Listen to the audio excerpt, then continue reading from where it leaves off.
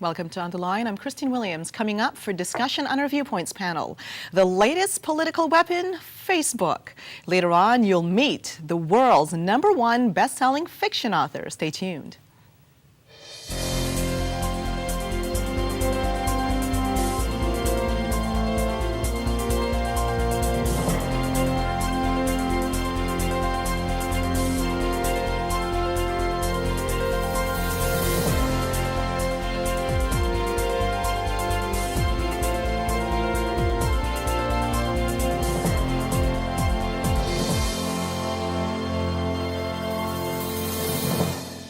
And these are the issues we'll be presenting today to our Viewpoints guests for commentary. The newest political weapon, believe it or not, Facebook. The question of when life begins with respect to the abortion debate. And the Ontario Coalition for Social Justice is fighting to raise the welfare check. Later on, you'll meet the world's #1 best-selling fiction author, Wilbur Smith. But first, let's meet our Viewpoints guests. Robert Metz is president of the Freedom Party, and Munir Pervez is the Secretary General of the Muslim Canadian Congress. Thank you both so much for joining me today. Thanks for having us. Well, the first story we're talking about today, frankly, I found it humorous. From a political point of view, I can't wait to hear what you have to say, and of course you too. Now, Facebook, they're saying, is the newest political weapon. Now, the way they start this is, okay, here you see the headline. Stephen Harper, it starts by saying he doesn't really collect friends. He calls them supporters on Facebook, whereas Stephane Dion, he has attracted so many friends, says the article, that he had to get special permission to exceed the limit imposed by the guardians of Facebook. His friends, in fact, number 7,800 buddies. And as for Jack Layton, well, he has 3,000 friends. The article goes on to make some humor about this Facebook story, but the intent is to gain support by the younger generation. I'm curious to hear whether the two of you think it's a good strategy. And I'm going to start with you. You're a politician yourself, president of the Freedom Party. What do you say? Well, I might know about politics, but I don't know that much about Facebook, although I understand I am on it because somebody else put me there.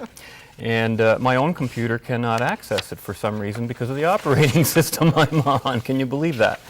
But anyways, I was looking at the article here, and I noticed that Stephane Dion has about 7,800 friends on Facebook. That's a lot of friends. Well, that would require a staff to maintain, wouldn't it? I can't really believe Stephane Dion was actually sitting there for, how long would that take you, 7,800 people to even sit there and list them? To answer, perhaps, and... So there's something phony about it right from the start when you see numbers like that. You know, I thought Facebook, you might have a dozen people tops, maybe 2 dozen, the key people that you're in your inner circle, so to speak, if you know what I mean. But no, it seems like it's just another publicity thing. Now, the unique thing about Facebook, as I understand it, is when you invite someone to be on, they have to consent. There has to be some level of consent. You can't just sign up and put your own name on. The person has to reply to you. And therefore, you have been acknowledged by that person. And I think that's of value to some of the people who are on other people's lists. And so maybe there's a lineup to get on somebody's list so that you can be seen in, you know, with the people in the know. But the lesson here, as I see from the National Post article by Don Martin, is that you almost get the impression that because of the controversy now, I guess in Toronto City Hall, they're worried about productivity drain on Facebook hooked staff who must be sitting there all day trying to sign up and things like that. But it seems to me that the lesson to be learned from this almost is that politicians should never put themselves on the record because you never know in the long term who might associate themselves with you. And in politics today, you can be guilty by association. And there ends, two issues. It ends up being a security issue, as pointed out in this article. And then again, whoever it is that's managing this Facebook, you don't know if they could have a slip of the hands, typing back, whatever, and could end up being an embarrassment down the road. One thing about the computer, unfortunately, what gets written, you cannot retrieve it. Everything you do online is a permanent record. Even if it's been erased, it's still there in some backup cache or anything like that. I've learned that myself. I've even taken things down and found out you can still get them. Oh, scary stuff. Munir, what do you think about this? I'm very much in it because I run my own group of about 3,000 people. In Muslim Canadian Congress, is several thousand people. In Canadian Islamic Congress, 10,000 people. So this is a very effective use of technology. And what Marshall McLuhan said, that any new technology just brutally displaces the old. And what has happened is things like Facebook or Yahoo or whatever groups are there have brutally displaced email. And they have brought an interaction which everybody's thoroughly enjoying, in the sense that they want to take advantage of talking to you and talking to me and bring you in the fold. And in terms of managing larger number of Facebook users or Yahoo group users, you don't have to have a staff. What happens is this: you're not totally interacting 24/7, 365. What you do, you selectively do that.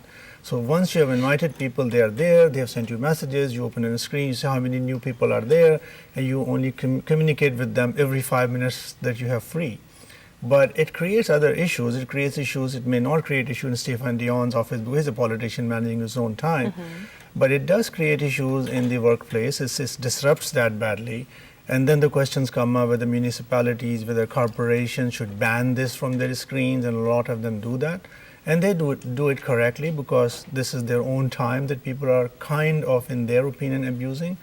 But I believe this is a major interactive tool where not just the politicians, but everybody who wants to do any kind of activism, who is dependent on people to support them, that's a very, very massive way I could of see that. interacting with I could each see other. that. But from the major political parties, I just don't know how that could help them in the long run. It does, because I was talking to my 22-year-old son who's on Facebook, and I asked him two questions. One was a bad one, and the second was a good one. The bad one was that in some schools, students use the Facebook and brutalize one of their vice principals or something about character assassination and whatnot. And my question to him was, do you think it should be banned? And he is a very kind of progressive, outward-looking young boy. He said, yes, they should, because that's an abuse of the privilege that you have got in your hand.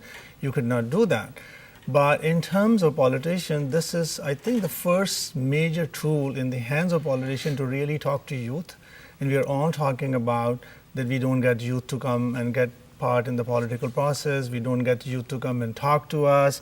We're only always talking to 35 and above age groups, and people are not interested in politics. This is one way, if it's smartly done, it will bring people in, and it will allow them to talk to you and really get to know about Freedom Party or Green Party or whoever. Even those who do not have huge funds on their control, they cannot go media advertising.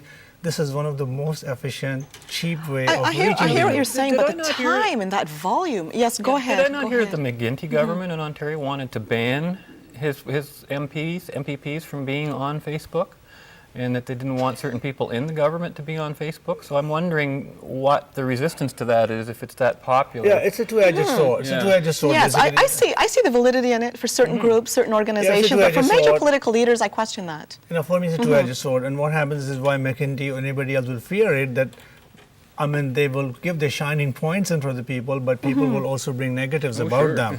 And that's what they're very scared of. So they want to just use it one way. And what they have to understand, it cannot be one way. So you want To me, it ends up being silly. Okay, here's some quotes, and I know that the media tends to do that, bring up these quotes, and sometimes it's sensationalism, sometimes it's not. But a friend of Mr. Dion, the article points out, tells the Liberal leader, you need a kick in the pants. It didn't use the word pants, but I won't say it on air. You think you're going to run this country, and there was another insulting remark. And the article goes on to say, gosh, with friends like that. And then a so-called Harper supporter, not a friend, a supporter, goes on to say that, oh, he's not my friend anymore because he stole my grandparents' retirement savings with his, quote, illogical trust law. To me, this goes, I mean, when you look at it, the large-scale nature of this from a federal political level, I just can't see them keeping up with this. I cannot picture a prime minister and two major leaders sitting there and actually answering this back. Yeah, and Christine, what will happen is this, that if it kind of falters because of all of Yes, these reasons, you will yes. really see this exploding, and it will just simply go away. It will Because just- it's just how another much strategy. Technology has just gone away. Yes. And but the thing is that it can be used very effectively. It can be used very negatively. It's a question of balance. And politicians, one day you will say they're talking about it as good, and then They'll against try everything. bad when it is written bad against them. Right, Robert? For publicity, they'll try everything, any and everything. There's an interesting comment at the end of this article. Remember MySpace, anyone? Now, the dear. funny thing is, MySpace is still there. It's still there and it's still being frequently used. It's No, and just Yes. not the fad level that it was And when it first I came was on. so you know? proud of my Yahoo group, so stale now. So Facebook has just gone like yeah. miles ahead of It us. just keeps on rolling. We're going to go for a break now. When we come back, the big question, when life begins, referring, of course, to the abortion debate. Stay tuned.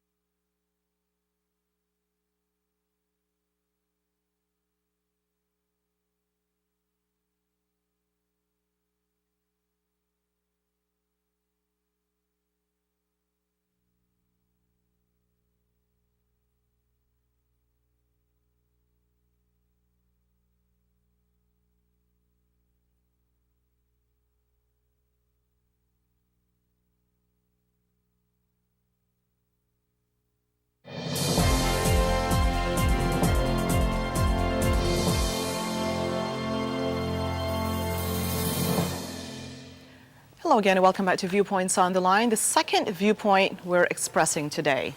Here is the headline, Children Cramp Our Style, written by George Jonas. Wow, this is one of the most politically incorrect articles I've probably seen written, but the man has a point. I'm curious to hear what the two of you will have to say, what your feedback will be, and it concerns the abortion debate. It never quite went away. He said it's back. It never did leave, but it is back, I must say, with a vigor, because you're seeing more and more articles written about it. And here's what he said. He actually likens it to a Greek model. The Hippocrates style, which talks about no harm, versus the Tietus side, which is the name of the mountain from which he says Spartans threw off their unwanted children. He's actually saying here, quote, the difference between Spartan society and ours is that for Spartans, unwanted meant substandard, whereas for us it means inconvenient. George Jonas says twice in the article that he agrees. He's not necessarily against abortion. This is not the point he's saying here. But what he's really against is this. People saying that an infant, before it's born, isn't alive, isn't a human being. He says here in his article it's a continuum, right from the state of zygote to the state of the end, basically death. This is the issue the man has here. He's saying that we've basically sanitized the whole procedure and we call it abortion, when basically it's the same thing the Spartans do, kill their unwanted children by throwing them off a mountain. We just, according to what he's saying, we suction ours and we sanitize it by saying, well, by arguing, and as he put it, giving it to the courts. He calls this too absurd. He calls it basically an illusion. You put it to the courts to say, well, when does life begin? He doesn't see that as a question. He just sees it as clear cut and dry. You want to kill your child? Well, then own up to it. He doesn't seem to have a problem with that, but the denial. he has a problem with. Very unique point of view. I'm going to start with you this time, Munir. What is your reply here to this particular article and how it's presented? I find it's a very difficult subject for us, the Muslim Canadian Congress, or any Congress which has got a Muslim or Islamic name in it. We may be pre-choice in a way up to a certain time in the first trimester. In Islam, for example, abortion is only allowed to save the mother's life, and that's a principle that a lot of majority of Muslims are following. And in some religions, it is simply not allowed even in that manner. So we are, if it is to save a life, which is a mother's life, then you can do abortion. We are very much against killing people who are determined to be people. And one brutal example of that was yesterday in China, where we heard this news that thousands of soldiers went into villages and picked up mothers who were going to grow the second child in their stomachs, and they brought them in and they did forced abortion on them. So the question is, where do you stop? It's a question of state choice or people's choice, or you say you cannot have so many more human beings because you cannot feed them all that. So that kind of brutality, which is to kill a child, I mean, we will never condone that. We will only kind of support it when it is to save a mother's life. Interesting. You know, I agree that life begins at conception. But I think the confusion in this issue comes from confusing two different levels of action on it. One is the personal, the other is the law, government. And the problem is, on a personal level, I'm opposed to abortion for convenience purposes, unless it is for health and to save the life of the mother. But legally, I cannot tell another person what to do in that sense. So from my point of view, it would not be that life doesn't begin at conception. It does. But rights do not begin at conception. In fact, rights don't even begin at birth. They only begin to accrue at birth. That's when you become an individual, quote, and that's when individual rights start to take over. But you still don't have full accord of right, because to have rights, you have to have the capacity and ability to reason. You can't sign a contract. You can't do a lot of things. So what if you're old? Well, what if you're old and you have a horrible case, a horrible attack of Alzheimer's, and you just can't make a decision there? Then you're in the same position. You've lost the capacity, and you have to be placed in the care of someone else, and that person has the primary duty. I wrestled with this issue for a long time, and there's no way that I can say to any woman, that something that occupies a space inside her. It's like Isabel Patterson once said that the reason we have property rights is because two objects cannot occupy the same space at the same time. But that's not true in the sense of abortion, because you do have two people there. But whenever you say, and I have to disagree strongly with Jonas on his one point here, he says it would be valid enough to say that a woman has the right to control her own body if you're talking about smoking, diet, liposuction, or sex. He says, but abortion? Well, I would put it to him that if you ban abortion, then you also have the right to tell her she can't smoke, because if you say the smoking harms a fetus, then she's got to stop. What are you going to do? And the other issue, of course, is I remember giving a presentation to a Catholic class in Sarnia a few years ago, and they were all totally opposed to abortion. So I asked them a simple question. I said, okay, you're all opposed to abortion. What penalty would you give to the woman who has an abortion? And not an exception in the room. They couldn't believe that I would even think of harming the woman or giving her a penalty. They seem to think the law operates outside of consequences. That if you pass a law, you can prevent something, and they never look past the point where if somebody I think people care about the woman, and I think there's sympathy, but there's sure. also respect for the life. But I have a problem here with the true. example of law, because to say that law cannot stop people from abortion, stuff like this, same thing, that the law then cannot stop people from killing with a gun. So people say, I want to own a gun and I want to kill whoever you want, you cannot stop me. In terms of smoking, laws are being made to stop smoking, and the smoking space is shrinking day by day and day by day. Well, you can pass a law for anything, but whether the law is just or not, I'm saying it's not a just law. I understand, but that's your opinion. But the thing here is that it's the same way that I pass a law that you cannot carry a handgun. You say, I have to carry a handgun because my right to have a handgun, which is happening in the United States everywhere.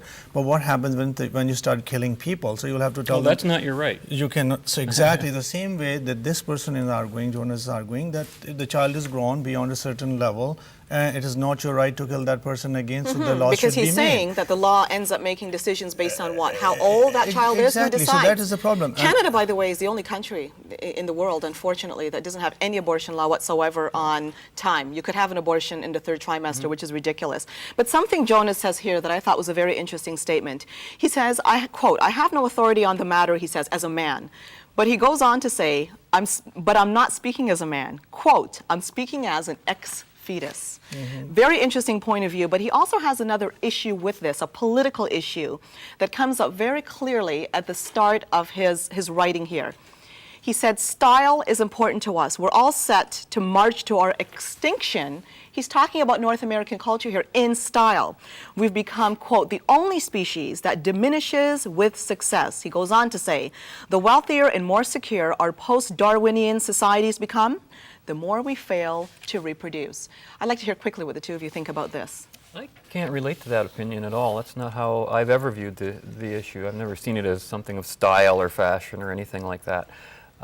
I remember I was editor of a newspaper many years ago, and I sat in with a woman who had an abortion, and I don't think she was all that enamored by the experience, and I can tell you it's not something that people go into lightly. He's saying that it's No, our but culture. It's our culture to be affluent, technological, and we just disregard life. That's prevalent wisdom right now in a lot of affluent people, affluent couples, that they do not to have more than 1 or 2 children because it will affect their lifestyle, and the decisions they make because it will be inconvenient for them to have little space in their home, or they will have to feed many mouths, or they cannot go to do concerts or operas, and then this is definitely a problem of a style.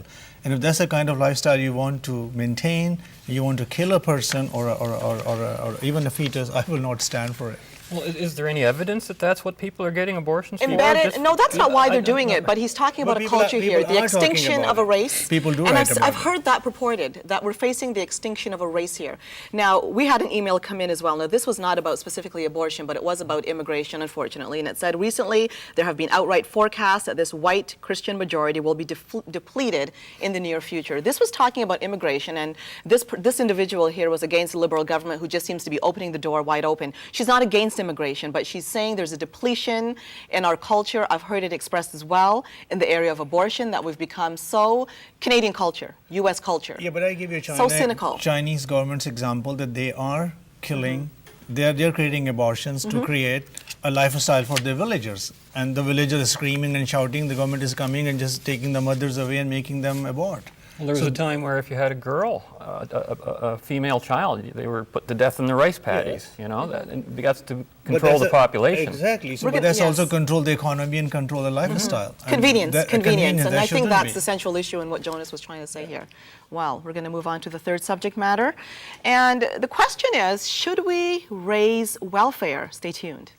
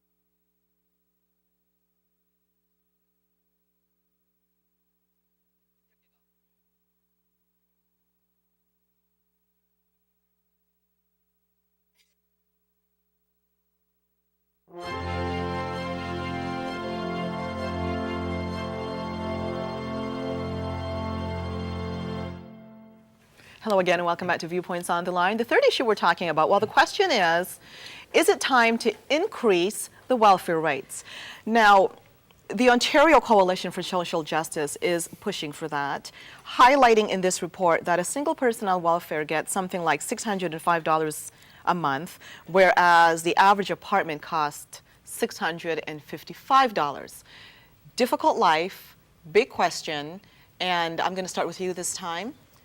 You know, when I saw that figure, a single person on welfare gets $605 a month, it sounded like a one-size-fits-all category, doesn't it? Like, is that it? Is that what it, or is it not geared to need or to what a person's able to do? I don't believe in universal social programs, but I believe in helping individual people.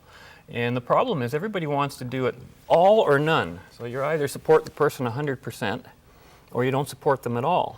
And there may be a lot of people who, for example, could afford to pay $300 towards their rent and only need a couple hundred to top it off. Why don't we look at it that way in terms of geared more to the individual person's need, but rather we have this sort of a blanket approach, which I can understand from an administrative point of view. Isn't it hard to assess need, though, because somebody might choose one apartment, somebody might choose a room, like a rooming house, for example. Another person might choose to live, let's say, in Hamilton. Another person chooses to live in Toronto, where the apartment rates are much different, given what that need might be. Isn't that difficult to assess, though?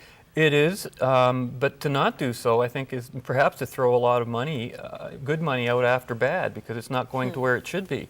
If I were to look at the bigger picture, now, you know, if you've got a short-term crisis, you can't do much about that. You're in emergency ethics. You've got to deal with the problem. Yes. But in the longer-term picture, you know, I would like to, you want to have cheaper homes and houses, I say, and property tax and income tax, and the universality in health care and education, which sucks up 2/3 of most government's budgets, you know, and you could have more for the people who actually need it. We have a tremendous war on wealth actually going on in the country, the constant redistribution. And I think what you'll find is you have a camp of people that actually argue against cutting any taxes, because what they say is that when you cut tax, you end up cutting the ability to provide for the people in our society for need. Well, it depends on the tax. I'm in favor of consumption taxes. I'm not saying get rid of all taxes. I think it should have a more fair tax, Makes sense. not Consumption property taxes and income, which punish you for basically existing. You know, so you know, it's an issue. It's an issue, and if we're talking also about people who truly cannot help themselves, you know, if there's a especially disability. Right. I've never had a problem with that, and I've never had a problem with government being the last resort of assistance in that regard. Gotta have a heart. But at the same time, governments don't have very much of a heart when they're giving one-size-fits-all solutions to everybody, and not only that, trying to please not just people who need things, but people who want things. And then you start spending, what's our tax rate now? Combined over 50-something%. So that can't be good for anyone living in poverty. And there's a fascinating point here, said by the person, Josephine Gray, at the beginning, who's one of the people who is on this assistance. And she says at the end, she says, it's a very difficult thing to be poor in a wealthy society. I would say quite the opposite. I think it would be pretty difficult to be poor in a poor society if you're even at the bottom of that rung. Yes. So to me, being poor in a wealthy society is a blessing compared to being poor in a... I have to say, on a personal level, I have real difficulty with this, because I think in order to have a heart, you must care for the poor, bottom line. And on the other hand, too, you've got immigrants coming here that I know of, many immigrants. They come here, they're willing to do just about anything. And I'm not talking illegal or something under the table. I'm talking, they're not too proud to do anything. And before you know it, they start working their way in and up the ladder from that point of view. Our society is one of opportunity. There are people who really cannot help themselves, those on disability and so forth. But welfare, on the other hand, was not meant to be so comfortable that it fosters, well, I'm comfortable, why do I need to go out and work? It's not easy. I mean, you've got two sides of a point here. You do not like people to suffer. Consider as well that the minimum wage just went up in Ontario over 3 years, over to $10-something. And the government that's bringing it in actually admitted that it's going to lose almost 200,000 jobs in the province. Now, how's that going to help these people or that anybody people don't in have that foresight situation? on? Munir, what do you think of this? I personally believe that, I mean, there should be a system of just weaning people out of the welfare, because that's a black hole that you just get sucked in and never get out of it. It can become a cycle for some, there should always be more focus on the economic systems where you reduce the dependence on welfare and provide whatever means of income that you can by really looking at the the minimum wage rate, even 10 will not be good, and 10 will happen in 3 years. So welfare, just focusing on that, rating 605 to 700 is not going to help, because the rents will also catch up again. That's right. And very soon you will be reaching that point. So unless you really focus welfare on what you just need, on the poorest and the neediest and people who are in real hardships, handicaps, and stuff like that, focus it there, but everybody else you try to remove them. What about the difficulties that people complain about? Single moms are a reality in our society. It's a sad situation. The kids, a lot of them not getting proper meals, proper living conditions in the wintertime. They can't afford to heat the place. It's a sad, sad reality. What do you do about these situations? There's a lot of things which are And the just guys sometimes who there wouldn't is pay up. abuse of system. You have to look at that. Also, even in my own community, and I don't want to go and quote an example, but people have brought 2 or 3 wives and they have put them on welfare under one It's disguise brutal. or another. That's Brutal. brutal. So the problem is nobody's looking at it.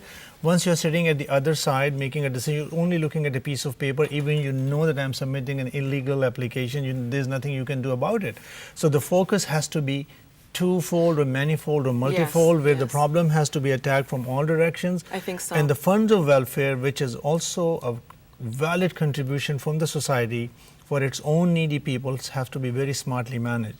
So just increasing from $50 to 60 to 80 doesn't help. You have to work totally around it.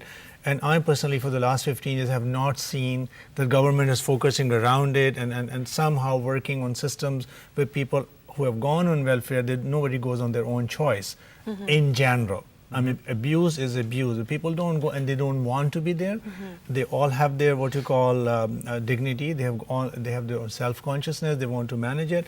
But once they are there, one has to help them get out, not saying take another $50, stay in the apartment that you are.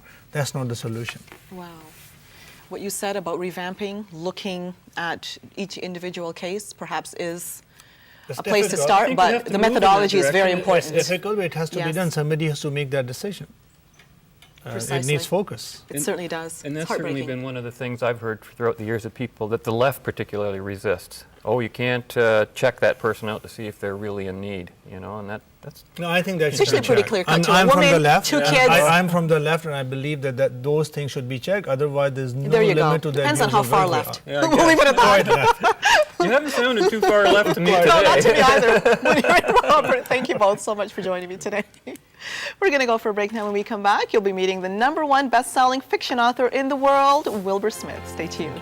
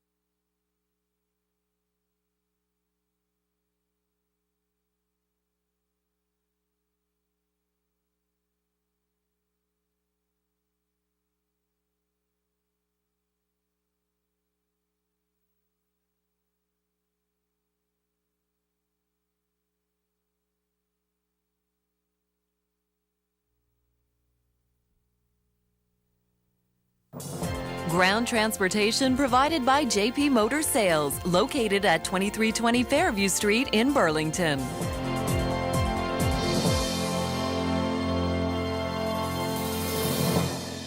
Hello again and welcome back to part 2 of On the Line. I'm Christine Williams. Well, you're now going to meet, in my opinion, a very special person, very humble. His name is Wilbur Smith. He's been identified as the world's best-selling author of fiction works. Wilbur, thank you for joining me today. Christine, it's a great pleasure to be here. I can't believe how humble you are because, by all reports, you've been deemed to be the world's most popular fiction writer, and you're still, what, skeptical about that? I don't compare myself to other writers. I know what I do. If they say I've sold more books than other writers, it's probably because I've been at the game longer than they have. So I've had more books out there to sell. But it's a meaningless tag, really, because we're all different. For instance, Stephen King writes horror stories. Other people write detective stories. Murder stories, and I write adventure, African adventures. So I'm probably the best African adventure writer. Now, let's take a look at your latest book, Wilbur. And this book is called Quest, The Quest. Now, if you're into the old, ancient Egyptian type stories, very intriguing. This is the fourth. The fourth that in you've written this in that particular series. My books fall into various categories. Some are up to modern times, some are Victorian times, and this one is ancient times. Now, count it up to Stephen King to write this about you. Here's what he puts on the back of that book you just saw. Wilbur Smith's swashbuckling novels of Africa. The bodices rip and the blood flows. You can get lost in them and misplace all of August, he says. Well, he's a nice man and a friend of mine, and I enjoy his books. If he enjoys mine, I enjoy his just as much. Now, you've had a lot of experience writing, and I'm curious about, what was it, Wilbur, that inspired your writing in the first place? It's difficult to tell that anything inspired me. It was something that, at school, I developed a passion for stories. I was, first of all, a great reader. And then from a child, you read a lot as soon as I could read. Previous to that, I relied on my mother to tell me stories. So oh, she was a storyteller. Absolutely. This was before the time of television, when mothers still read to their children. So bedtime stories was a big, big moment in the day. And from there, when I could read myself, I think I read every book in the school library. And then I started to win prizes in essay, for English essay. And then I thought, well, this is a fun thing to do. And I developed a passion, an itch to write, which that itch can only be scratched with a pen. And it's pursued me all my life. Isn't that interesting? Now, after high school, did you go on to study English literature? Because and the reason I'm asking you this, I hear those that say, when you tend to go on to higher learning, specifically in areas when a person is that artistic in their writing, you tend to develop an eye that's so critical that you tend to lose your creativity, and it's very difficult to produce anything as creative as even resembling the works that you've created. I wanted to be a journalist because I knew that I wanted to do something with language writing, and I never aspired to be joining that celestial band on the Olympus of fiction writing. But so I thought I'd be a journalist. That's, I'm good with words, and I will write journalism. So I went to my father and I said, Dad, I've decided I'm going to be a journalist. Now, my father was a Victorian father. He farmed cattle, planted crops, built buildings, dammed up rivers, and to write for a living, he was appalled. He said, "You stupid boy, you'll starve to death. Go and get a real job." So I went out and got a real job. I took a chartered accountant and a chartered secretary. And then as soon as I had those, I went back to writing, which was good, you see. Must always listen to Papa. Papa knows best, because if I'd been a journalist, I'm sure I wouldn't have written the same way as I write now. Just what you were saying. You go to a big newspaper or a magazine, and they train you to write the type of stories, the type of articles that they like to publish. They give you very little latitude of your own. So when I set out to write, I was just like the first explorer into Africa, wandered in there and just recorded the things I knew, the things I loved, the things that I'd done, the things that I'd seen other people done. And I had no rules. I made my own rules. And I think perhaps my writing for that reason had a certain appeal, a certain freshness. And there was no one else writing the type of books that I write about Africa. So that was accepted immediately. Wow. Now, Wilbur, we're going to have to go for a break, but this book, The Quest, I'd like you when we come back to give us a little bit of an outline and what perhaps the part that you might have liked best in it. We also have pictures of Wilbur. Remember, our show's called The Adventures of Wilbur Smith. He's traveled the world over. We're going to show you some of those pictures after the break. Stay tuned.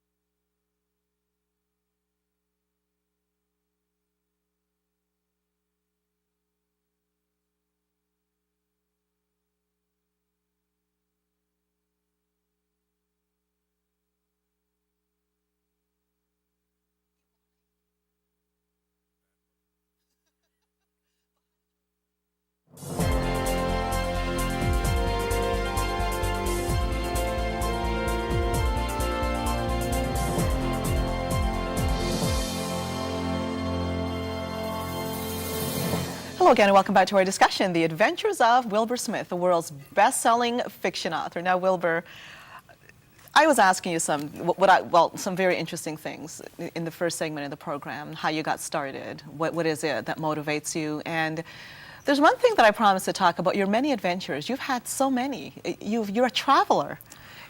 Did you do this in order to get inspiration for your writing, or are you a natural traveler? You love to see the world. I'm a restless soul. Yes, well, the main thing about writing and being successful as a writer is the freedom it gives you. Mm-hmm. The freedom to do everything that you want to do, within the law, of course, but the time. Now, these days, I write a book 1 year, and that means sitting down for 8 or 9 months and not moving very far from wherever I happen to start the book. And then the following year, I'm free. to rove, particularly in Africa. I travel in Africa a lot because that is the fountain of my inspiration. But I like to go to the places like the Middle East. You know, I like Europe and I like North America. So what places don't I like? Yes. Well, any Wilbur? Well, you know, particularly Central Africa, as I say, is where I'd like to be. I like safari, traveling, hunting, being in the wilderness, being close to the animals, and from this, although I'm not actually researching, when I do that, it sticks, and you know, refreshes my memory. And so when I come to write a scene and describe an African savanna or one of the great rivers of Africa, it's all there, fresh in my memory. Wow, very interesting. Now, your works here, is it inspired by your travel, The Quest? The Quest is set in the Nile Valley and up to the Great Lakes of Africa. The first time I went to the Great Lakes, I was 14 years of age with my dad, who had his own light aircraft, and we flew from Lake Malawi right through the lake system down the Nile River as far as Alexandria and Cairo. So which took about 14 or 15 days of hopping from one little airstrip to the other. So a lot of that was there already. And then I used to go back fishing to Lake Victoria, which plays a big part in this particular book, and the Mountains of the Moon. And, you know, which is those strange series of mountains in the middle of Central Africa, tropical Africa, which are snow-clad and covered with glaciers. You know, Wilbur, I want to talk to you more about this book that you wrote, The Quest, what your favorite parts and so forth may be. But the first thing before we do that is, I want our viewers to see some of the many adventures you've gone on. You've clearly indicated that you like fishing. And let's go through some of these pictures now and just hear your thoughts on each one as we show them. Let's see, that first one. Wow, you caught a big fish there. No, and that was in Alaska? That's a baby trout, yeah. Let it go again, of course. Well, for me, it would be a big fish, okay? As you always do. Yes, I enjoy fly fishing, and I fished in North America extensively, up in Alaska, and here in Canada, and along the coast. Also, I like to fish for salmon and the other species that you do get in these northern temperate waters. Now, the second picture, look at that. I really love that picture. You see so many movies where you have this bridge and this awesome drop below that I find really frightening, particularly if you're scared of heights. Describe that experience in the picture. There's a waterfall there. Well, I'm not scared of heights because I fly airplanes. So, and when I was younger, I used to do a bit of rock climbing and cling by my fingernails to mountains. But that's the Iguazu Falls in South America, in northern Argentina. Argentina is one of my favorite places. I go down there regularly for the fishing and for the shooting. And there's Switzerland. That's Switzerland. See the heights, the well, it's hard to tell by the snow, but the it's mountains in the back. Do you ski? Have you yes. skied? Oh, I ski. I've been skiing for a long time. I have a home, a chalet there in Switzerland, and that's where we spend the northern winter some of the times. And there you go. You're meeting with the Queen there. That's the Queen. That's my wife, the pretty one. Be careful now. But she's such a charming lady. And this is when we were in London.